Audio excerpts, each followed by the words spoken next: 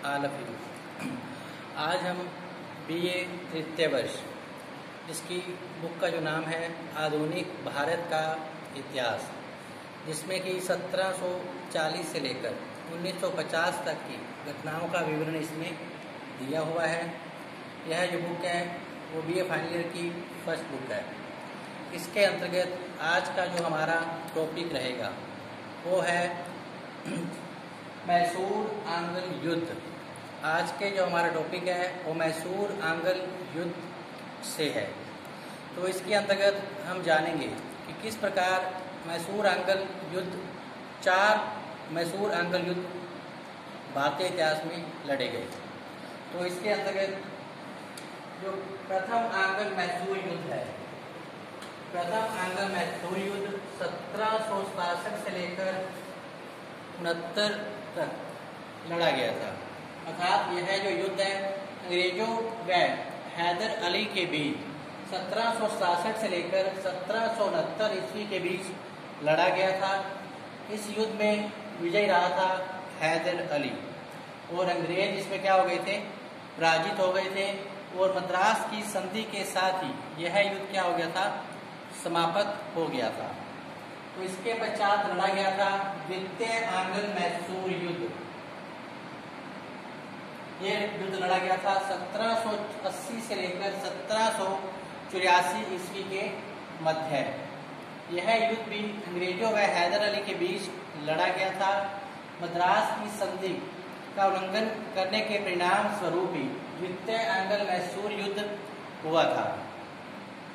तो इस युद्ध के पश्चात मैंगलोर की एक संधि संपन्न की गई थी।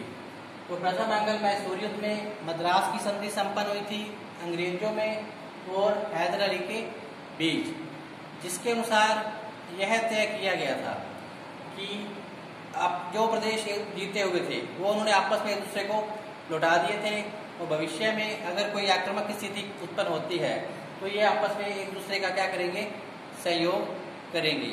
साथ टीपू सुल्तान अंग्रेजों का सहयोग करेगा और अंग्रेज टीपू सुल्तान का सहयोग करेंगे और जीते हुए प्रदेश जो थे वो दोनों ने एक दूसरे को वापस लौटा दिए थे मद्रास की संधि के अनुसार। लेकिन 1780 से 84 के मध्य फिर से मन मुटाव हो जाता है टीपू सुल्तान और अंग्रेजों के मध्य, क्योंकि अंग्रेज जो है मद्रास की संधि का क्या कर देते हैं, उल्लंघन कर देते हैं। हुआ क्या था कि 1771 में मैसूर का जो है युद्ध हो गया था मराठों से। तो इस युद्ध में अंग्रेजों ने टीपू का कोई सहयोग नहीं किया था। इसके कारण जो टीपू था वो क्या हो गया था, उनसे नाराज हो गया था। अतः युद्ध की स्थिति क्या हो रही थी, उस समय उत्पन्न होने लग गई थी। तो परिणाम स्वरूप हैदर अली और टीपू के बीच 1780 से 84 के मध्य फिर एक युद्ध लड़ा गया, जिसमें हैदर अली की स्थिति काफी अच्छी रहती है, लेकिन पोर्टनोवा के युद्ध में हैदर अली की क्या हो जाती है, मृत्यु हो जाती है 1782 के अंदर ही। और यह जो युद्ध है वो मैंगलोर की संधि के साथ समाप्त हो जाता है, क्योंकि द्वितीय आंग्ल मैसूर युद्ध में भी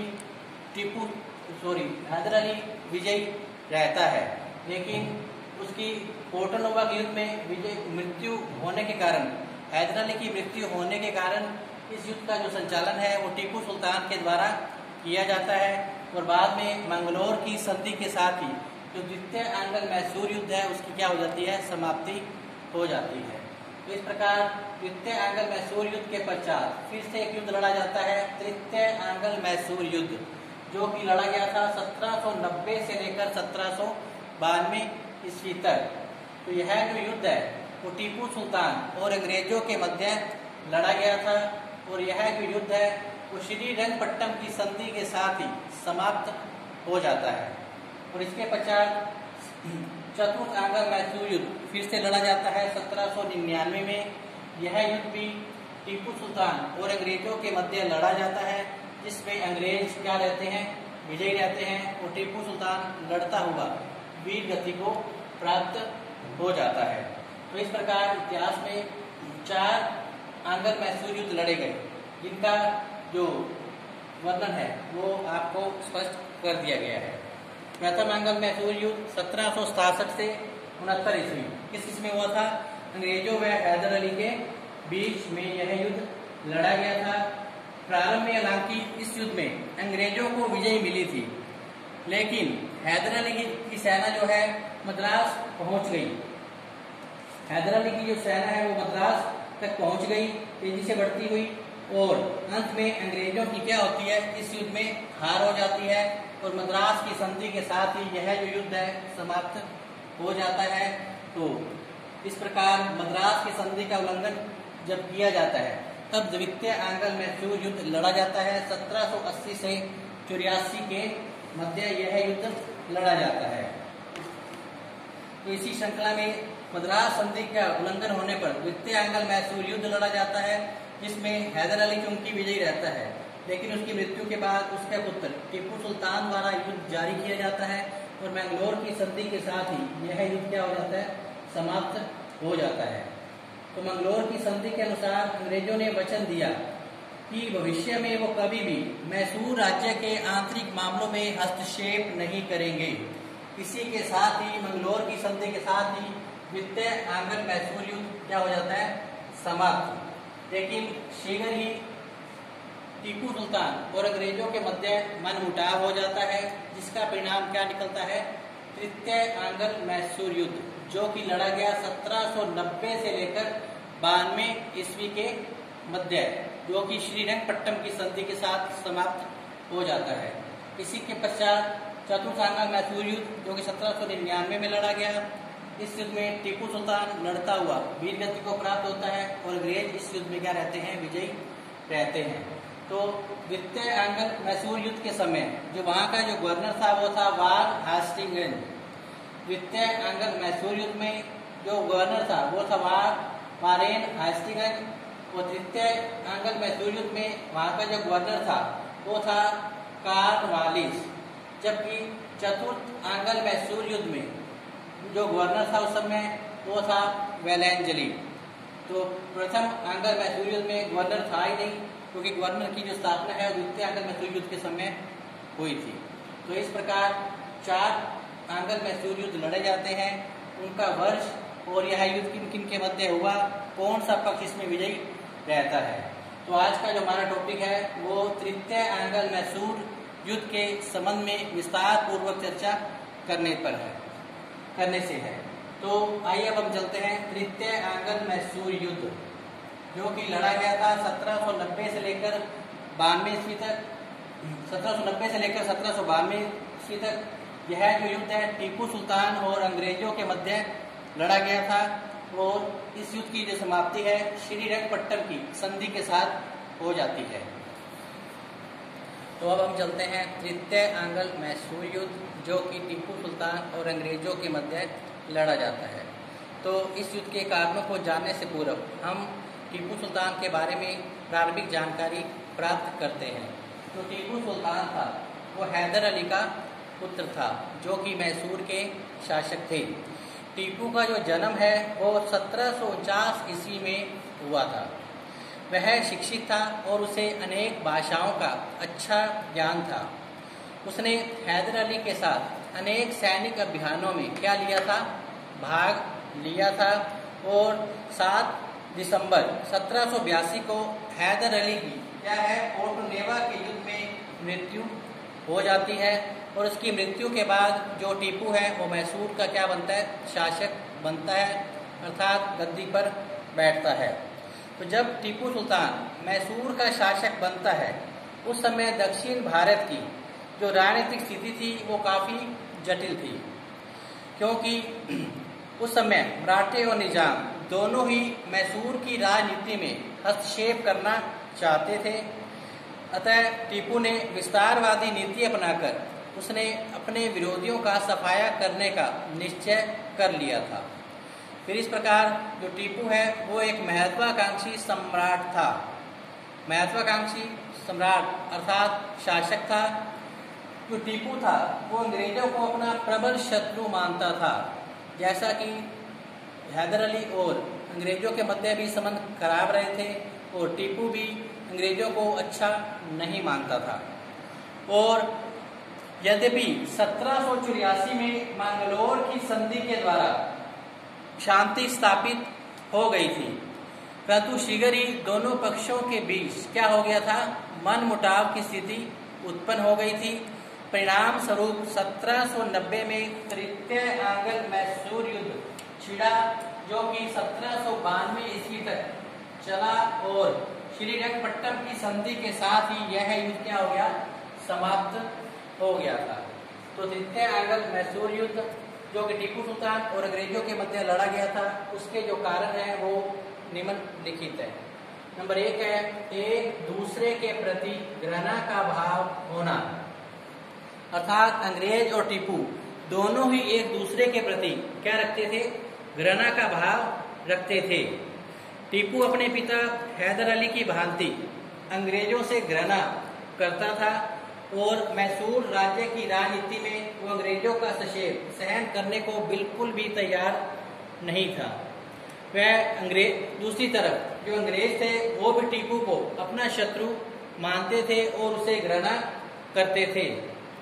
अतः वे दक्षिण में टीपू की बढ़ती हुई शक्ति और प्रभाव से जो अंग्रेज थे वो काफी ज्यादा चिंतित थे। अतः वे टीपू की बढ़ती हुई शक्ति को कुचलने के लिए क्या मानते थे, युद्ध का होना अनिवार्य मानते थे। अतः जो पहला जो कारण है सबसे महत्वपूर्ण है, एक दूसरे के प्रति घृणा का भाव रखना, अर्थात अंग्रेज और टीपू दोनों ही एक दूसरे के प्रति घृणा का भाव रखते थे। यही कारण है कि दोनों के मध्य युद्ध की जो परिस्थितियां थी वो क्या होने लगी थी, उत्पन्न होने लग गई थी। दूसरा कारण है विदेशी शक्तियों से सहायता प्राप्त करना। तो टीपू सुल्तान जानता था कि अगर अंग्रेजों को पराजित करना है तो उसे विदेशी शक्तियों से सहयोग लेना पड़ेगा।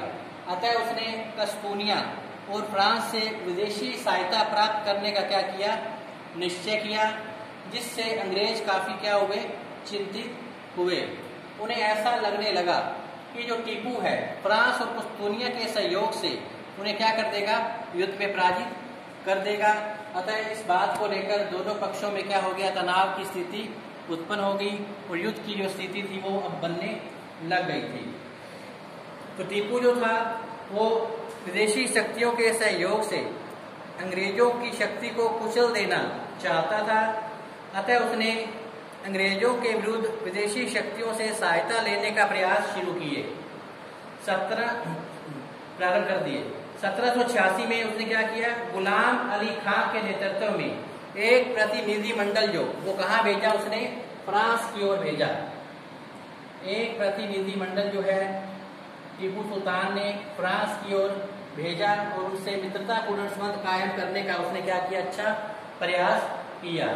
तो इस कारण जो अंग्रेज थे वो टीपू से काफी नाराज हुए और उन्होंने टीपू की शक्ति को कुचलने का क्या कर लिया, निश्चय। टीपू की अंग्रेज विरोधी नीति से अंग्रेज समझ गए कि जो टीपू है वो विदेशी शक्तियों के सहयोग से उनकी शक्ति को कुचल देना चाहता है। अतः दोनों पक्षों के मध्य संबंध बिगड़ गए और तृतीय आंग्ल मैसूर युद्ध की संभावना जो है बढ़ती चली गई। नेक्स्ट है कॉर्नवालिस की महत्वाकांक्षा। तो तृतीय आंग्ल मैसूर युद्ध के समय जो वहां का गवर्नर था वो लॉर्ड कॉर्नवालिस था, जो कि एक महत्वाकांक्षी शासक था। अतः वो टीपू से संघर्ष को अनिवार्य मानता था। उसने अनुभव किया कि दक्षिण में अंग्रेजों का प्रभुत्व स्थापित करने के लिए जो परिस्थितियां हैं वो काफी अनुकूल बनी हुई हैं, क्योंकि उस समय मराठे और जो निजाम थे वो दोनों ही टीपू की शक्ति को कुचल देना चाहते थे। अतः कॉर्नवालिस ने मराठों और निजाम के सहयोग से टीपू की शक्ति को कुचलने का क्या कर लिया, निश्चय कर लिया था, क्योंकि कॉर्नवालिस के लिए अच्छा मौका था निजाम को और मराठों को अपने पक्ष में करना, क्योंकि ये दोनों ही शक्तियां टीपू की शक्ति को कुचलने को तैयार थी। तो इस प्रकार कॉर्नवालिस की जो महत्वाकांक्षा इस समय बढ़ गई थी और उसने मराठों और निजाम के सहयोग से टीपू की शक्ति को कुचलने का उसने क्या कर लिया था, पूरा निश्चय कर लिया था। नेक्स्ट है 4 नंबर, गुंटूर पर टीपू का अधिकार होना। गुंटूर पर टीपू का अधिकार होना। तो टीपू ने क्या किया, अपनी शक्ति में वृद्धि करने के लिए उसने सबसे प्रथम पड़ोसी राज्यों पर आक्रमण करने शुरू कर दिए। उसने हैदराबाद पर आक्रमण कर गुंटूर पर कर लिया अधिकार। इस पर हैदराबाद के निजाम ने क्या किया, कानवाली से सैनिक सहायता देने की क्या की, मांग की। तो इस प्रकार मांग की और 7 जुलाई 1789 को कानवालिस ने निजाम को सूचित करते हुए कहा कि कंपनी इस शर्त पर सैनिक सहायता देने को तैयार है कि अगर निजाम जो है अपनी सेना का प्रयोग कंपनी के मित्रों के विरुद्ध नहीं करेगा। तो कानवालिस ने क्या किया, जानबूझकर इस लिस्ट के अंदर उसने मैसूर का नाम नहीं दिया। तो एक प्रकार से ये टीपू के विरुद्ध क्या थी, एक सख्त कार्रवाई थी। इससे टीपू क्या हो गया, काफी नाराज हो गया अंग्रेजों से और उन्होंने उसकी शक्ति को कुचलने का क्या कर लिया, निश्चय कर लिया था। तो इस प्रकार दोनों पक्षों में ये युद्ध की संभावना है वो बढ़ने लगी थी। तो कानवालिस के इस कार्य से टीपू नाराज हुआ और विश्वास हो गया कि अंग्रेज जो है अब क्या कर रहे हैं, उसके विरुद्ध युद्ध लड़ने की तलाश शुरू कर दी है। अतः इस बात को लेकर दोनों पक्षों के बीच मतभेद बढ़ गए थे गुंटूर पर अधिकार करने के पश्चात टीपू के द्वारा। नेक्स्ट है टीपू के द्वारा ट्रावनकोर पर आक्रमण करना। टीपू के द्वारा ट्रावनकोर पर आक्रमण करना। तो इसके अंतर्गत ट्रावनकोर का जो राजा था वो, सही बात तो ये है कि वो अंग्रेजों का मित्र था। टीपू ट्रावनकोर पर अधिकार करना चाहता था। इसके अतिरिक्त क्या था, सामरिक दृष्टि से भी जो ट्रावनकोर का काफी महत्व भी था, क्योंकि ट्रावनकोर पर अधिकार करके टीपू जो है समुद्र के मार्ग तक पहुंच सकता था। वो फ्रांसीसियों से आसानी से सहायता प्राप्त कर सकता था। कानवालिस ने टीपू की इस कार्रवाई का विरोध करना क्या कर दिया, शुरू कर दिया और 1790 में उन्होंने क्या कर दिया, टीपू के विरुद्ध युद्ध की क्या कर दी, घोषणा कर दी। इस प्रकार 1790 में अंग्रेजों व टीपू सुल्तान के मध्य क्या छिड़ गया, एक युद्ध छिड़ गया था, जो कि श्रीरंगपट्टम की संधि के साथ क्या हुआ, जाकर समाप्त हुआ था। तो श्रीरंगपट्टम की संधि से पूर्व हम जानकारी प्राप्त करते हैं इस युद्ध की प्रमुख घटना क्या रही। तो युद्ध आरंभ होने से पूर्व क्या था, लॉर्ड कानवालिस ने युद्ध आरंभ करने से पूर्व मराठों और निजाम के साथ कर लिया एक समझौता, जिसके अनुसार दोनों ने क्या किया, अंग्रेजों को सैनिक सहायता देने का वचन दे दिया। इसके बाद 1790 में, अप्रैल 1790 में कानवालिस ने टीपू सुल्तान के विरुद्ध क्या कर दी थी, युद्ध की घोषणा। इस युद्ध में कानवालिस ने क्या किया, युद्ध की घोषणा कर दी गई थी। तो कानवालिस ने टीपू सुल्तान के विरुद्ध युद्ध की घोषणा के पश्चात क्या किया, जून 1790 में कानवालिस ने जनरल मिडोज के नेतृत्व में एक सेना मैसूर पर आक्रमण करने के लिए भेजी, परंतु टीपू के विरुद्ध से कोई सफलता नहीं मिल पाई। टीपू ने अंग्रेजी सेना को अनेक स्थानों पर बुरी तरह से पराजित किया, जिससे कानवालिस काफी चिंतित हुआ और उसने 22 नवंबर 1790 को डुंडास को एक पत्र भी लिखा और क्या कहा कि युद्ध की शीघ्र और सफल होने की समाप्ति, युद्ध की शीघ्र और सफल समाप्ति की जो मधुर आशा है वो इस युद्ध में कुछ धुंधली होती जा रही है। तो मुझे ऐसा लग रहा है कि हमारे शत्रुओं ने इस युद्ध में विजय प्राप्त कर ली है। अतः 1791 में कानवालिस ने स्वयं मद्रास पहुंचकर टीपू के विरुद्ध सेना की बागडोर उसने अपने हाथ में संभाली और मार्च 1791 में कानवालिस ने बंगलोर पर कर लिया अधिकार और इसके बाद वह मैसूर की राजधानी पहुंच गया श्रीरंगपट्टम। इस पर टीपू ने सफल सैन्य संचालन का परिचय दिया और उधर वर्षा के आरंभ होने और खाद्य सामग्री की कमी के कारण कानवालिस को लौटकर वापस बंगलोर में आना पड़ा। नवंबर 1791 में टीपू ने कोयम्बटूर पर अधिकार कर लिया, परंतु अब उसकी जो शक्ति थी धीरे धीरे क्या पड़ रही थी, कमजोर। शीघ्र ही अंग्रेजों ने टीपू के अनेक दुर्गों पर कर लिया कब्जा और फरवरी 1792 में कानवालिस श्रीरंगपट्टम पहुंचा, जिससे टीपू की स्थिति संकटपूर्ण हो गई। विवश होकर अब टीपू को अंग्रेजों के साथ एक समझौता यानी संधि करनी पड़ी, जिसे इतिहास में श्रीरंगपट्टम की संधि के नाम से जाना जाता है। यह जो संधि है टीपू सुल्तान और अंग्रेजों के मध्य संपन्न हुई 1792 ईस्वी के अंदर। तो इस संधि की जो शर्तें थी वो कुछ इस प्रकार थी। श्रीरंगपट्टम की संधि। नंबर 1, इस संधि के द्वारा टीपू को अपना जो आधा राज्य था वो अंग्रेजों को दे देना पड़ा। श्रीरंगपट्टम की संधि के अनुसार टीपू को अपना आधा जो राज्य था वो अंग्रेजों को दे देना पड़ा और टीपू से प्राप्त जो प्रदेश थे वो अंग्रेजों ने, निजाम हैदराबाद के शासक ने और मराठों ने क्या कर लिया, उनको आपस में बांट लिए थे। दूसरी शर्त थी टीपू ने युद्ध हार जाने के रूप में 30 लाख पाउंड जो थे वो अंग्रेजों को देना उसने क्या कर लिया, स्वीकार कर लिया था। तीसरी बात, टीपू ने अपने दोनों पुत्रों को अंग्रेजों के पास बंधक के रूप में रखना क्या कर लिया, स्वीकार कर लिया। चौथी शर्त, टीपू ने कोरग के राजा की स्वतंत्रता कर ली स्वीकार, जिसने कालांतर में क्या किया, अंग्रेजों की अधीनता मान ली थी।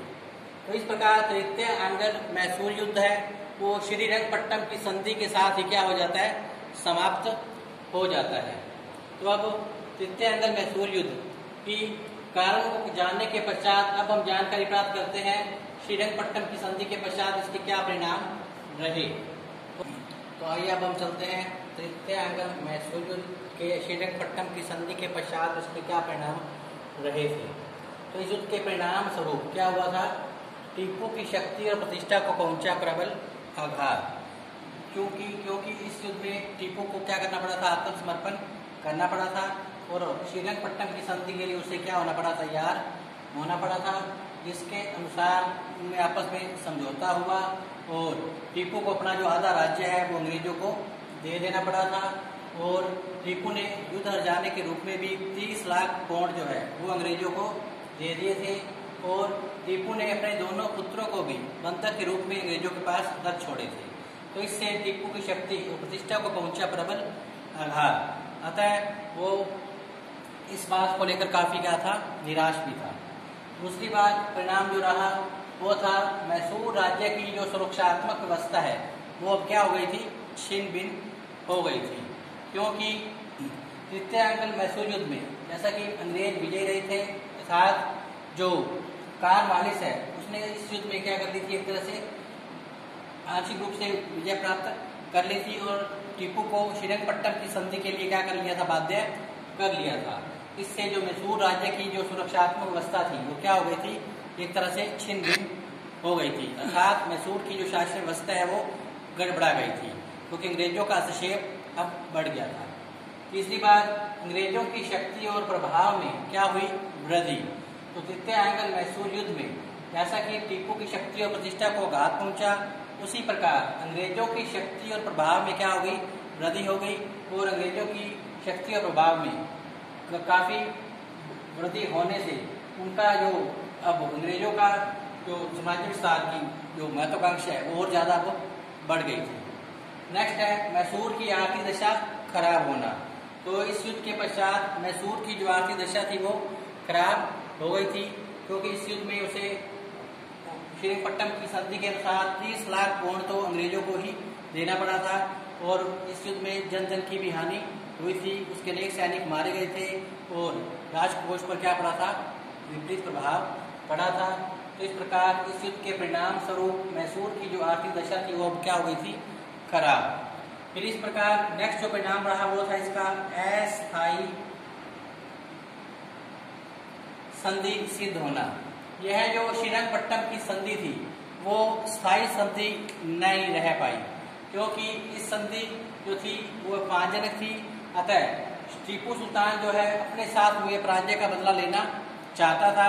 अतः उसने क्या की, सैनिक तैयारियां करनी शुरू कर दी और शीघ्र ही टीपू सुल्तान और अंग्रेजों के मध्य फिर एक युद्ध छिड़ा जो कि 1799 ईस्वी में लड़ा गया था। 1799 ईस्वी में चतुर्थ आंग्ल मैसूर युद्ध फिर से लड़ा गया। इस युद्ध में टीपू सुल्तान लड़ता हुआ वीर गति को प्राप्त होता है। जो अंग्रेज है इस युद्ध में क्या रहते हैं, विजयी रहते हैं और मैसूर पर क्या कर लेते हैं, एकाधिकार स्थापित कर लेते हैं। तो इस प्रकार यह जो तृतीय आंग्ल मैसूर युद्ध किस किस के मध्य लड़ा गया? टीपू सुल्तान और अंग्रेजों के मध्य। तो इनके कारणों को जानने के पश्चात हमने इनके परिणाम के बारे में जानकारी प्राप्त की। तो आइए अब हम एक बार फिर से संक्षेप में आंग्ल मैसूर युद्ध के बारे में फिर से थोड़ा सा एक झलक फिर से डालते हैं। तो भारतीय इतिहास में 4 आंग्ल मैसूर युद्ध लड़े गए थे। प्रथम आंग्ल मैसूर युद्ध 1767 से 1769 ईस्वी के बीच लड़ा गया था, जो कि अंग्रेजों और हैदर अली के बीच हुआ था। यह जो युद्ध है वो मद्रास की संधि के साथ क्या हुआ था? समाप्त हुआ था। जैसा कि प्रथम आंग्ल मैसूर युद्ध में पहले अंग्रेज विजय प्राप्त हो रहे थे, लेकिन शीघ्र ही हैदर अली की सेना मद्रास पहुंच जाती है और जो हैदर अली है वो इस युद्ध में क्या कर लेता है? विजय प्राप्त कर लेता है। और इस प्रकार दोनों पक्षों में, अंग्रेजों में और हैदर अली के मध्य मद्रास की एक संधि संपन्न होती है। इसके अनुसार जीते हुए प्रदेश जो थे वो एक दूसरे ने वापिस एक दूसरे को लौटा दिए। तो जो प्रदेश अंग्रेजों ने जीते थे जो प्रदेश अंग्रेजों ने जीते थे हैदर अली के, या फिर जो प्रदेश हैदर अली ने जीते थे अंग्रेजों के, ये दोनों ने एक दूसरे के प्रदेशों को मद्रास की संधि के अनुसार क्या किया? वापिस लौटा दिया था। तो इसके पश्चात क्या हुआ? मद्रास की संधि का उल्लंघन करते हैं कौन? अंग्रेज। इसका परिणाम क्या निकलता है? द्वितीय आंग्ल मैसूर युद्ध लड़ा जाता है 1780 से लेकर 1784 ईस्वी के मध्य यह युद्ध लड़ा जाता है। इसका कारण क्या था कि हैदर अली ने आरोप लगाया कि अंग्रेजों ने मद्रास की संधि का क्या किया है? उल्लंघन किया है। तो इसमें क्या था कि हैदर अली और मराठों के बीच 1771 में एक युद्ध छिड़ जाता है। तो समझौते के अनुसार अंग्रेजों को हैदर अली की सहायता करनी होती है, जबकि अंग्रेज हैदर अली की कोई सहायता नहीं करते। और दूसरी बात, जो मैसूर का शासक था हैदर अली, उसने फ्रांस को कुछ बंदरगाह दिए थे, जिस पर अंग्रेज क्या करना चाहते थे? कब्जा करना चाह रहे थे। इससे दोनों पक्षों में मनमुटाव की स्थिति उत्पन्न हो गई। इसका परिणाम निकला 1780 से 84 के मध्य लड़ा गया द्वितीय आंग्ल मैसूर युद्ध, जिसमें जो इसमें हैदर अली लांकी विजयी रहता है, लेकिन अचानक ही उसकी क्या हो जाती है? कोटनेवा के युद्ध में हैदर अली की मृत्यु हो जाती है और युद्ध का जो संचालन है वो उसका पुत्र अर्थात टीपू सुल्तान के द्वारा किया जाता है। तो द्वितीय आंग्ल मैसूर युद्ध हैदर अली की मृत्यु के बाद टीपू सुल्तान द्वारा जारी रखा जाता है और यह युद्ध जो है वो बराबरी का रहता है। और बाद में मंगलोर की संधि के द्वारा यह युद्ध क्या होता है? समाप्त हो जाता है। तो इस प्रकार मंगलोर की संधि के बाद युद्ध समाप्त होता है और परिस्थितियां फिर विपरीत दिशा की ओर चलती हैं और बाद में अंग्रेजों में और टीपू सुल्तान के मध्य संबंध खराब होने लगते हैं, जिसका परिणाम निकलता है तृतीय आंग्ल मैसूर युद्ध, जो कि 1790 से 92 ईस्वी के मध्य लड़ा जाता है। यह जो युद्ध है वो अब टीपू सुल्तान और अंग्रेजों के मध्य लड़ा जाता है। तो तृतीय आंग्ल जो मैसूर युद्ध है वो श्रीरंगपट्टनम की संधि के साथ समाप्त हो जाता है। यह जो संधि थी एक अपमानजनक संधि थी, इसके कारण टीपू सुल्तान को काफी ठेस पहुंचती है। अतः वो इस अपमानजनक संधि का बदला लेने के लिए फिर से सैनिक तैयारियों में जुट जाता है। इसका परिणाम क्या निकलता है? चतुर्थ आंग्ल मैसूर युद्ध, जो कि लड़ा जाता है 1799 में अंग्रेजों में और टीपू सुल्तान के मध्य। इस युद्ध में जो अंग्रेज क्या रहते हैं? विजयी रहते हैं और टीपू सुल्तान जो लड़ता हुआ वीर गति को क्या होता है? प्राप्त हो जाता है। क्योंकि इस युद्ध में कोई संधि नहीं होती, क्योंकि इस चतुर्थ आंग्ल मैसूर युद्ध में जो अंग्रेज थे वो निर्णायक रूप से क्या हो जाते हैं? विजयी घोषित हो जाते हैं और टीपू सुल्तान लड़ता हुआ मारा जाता है और मैसूर पर जो अंग्रेजों का एकाधिकार क्या हो जाता है? स्थापित हो जाता है। तो इस प्रकार ये जो आंग्ल मैसूर युद्ध है वो उसके बारे में आपको जानकारी प्रदान की गई है। कल हम फिर से इसी टॉपिक पे एक चर्चा फिर करेंगे, चतुर्थ आंग्ल मैसूर युद्ध, जो कि किस किस के बीच लड़ा गया? टीपू सुल्तान और अंग्रेजों के ही मध्य लड़ा गया था। तो इस युद्ध में टीपू सुल्तान लड़ता हुआ वीर गति को प्राप्त हो जाता है और अंग्रेज ने इस युद्ध में क्या कर ली? विजय प्राप्त कर ली थी। चतुर्थ आंग्ल मैसूर युद्ध के बारे में जानकारी हम क्या है? कल प्राप्त करेंगे। तो इसके साथ ही एक जानकारी आपको और देना चाहेंगे कि द्वितीय मैसूर आंग्ल युद्ध में जो गवर्नर था उस समय वान हेस्टिंग्स गवर्नर था भारत का। वो तृतीय एंग्लो मैसूर युद्ध के समय जो गवर्नर था वो था कॉर्नवालिस, और चतुर्थ एंग्लो मैसूर युद्ध में जो गवर्नर रहा था वो था वेलेंजली। तो इस प्रकार ये जो टॉपिक है हमारा तृतीय एंग्लो मैसूर युद्ध, उसके कारण, उसके परिणाम और श्रीरंगपट्टनम की संधि के साथ ही यह जो युद्ध समाप्त हो गया था। लेकिन शीघ्र ही अंग्रेजों में और टीपू सुल्तान के मध्य फिर से मनमुटाव की स्थिति उत्पन्न हो गई, जिसका परिणाम चतुर्थ एंग्लो मैसूर युद्ध फिर से लड़ा गया था। इसकी जानकारी हम क्या है कल प्राप्त करेंगे। तो इसके साथ ही आज का जो हमारा टॉपिक है तृतीय एंग्लो मैसूर युद्ध, उसके कारण, उसकी घटनाएं, श्रीरंगपट्टनम की संधि और उसके परिणाम यहीं समाप्त होते हैं। कल हम चतुर्थ एंग्लो मैसूर युद्ध के साथ फिर से हाजिर होंगे। इसी के साथ ही आप घर पर रहें, स्वस्थ रहें और पढ़ते रहें। धन्यवाद।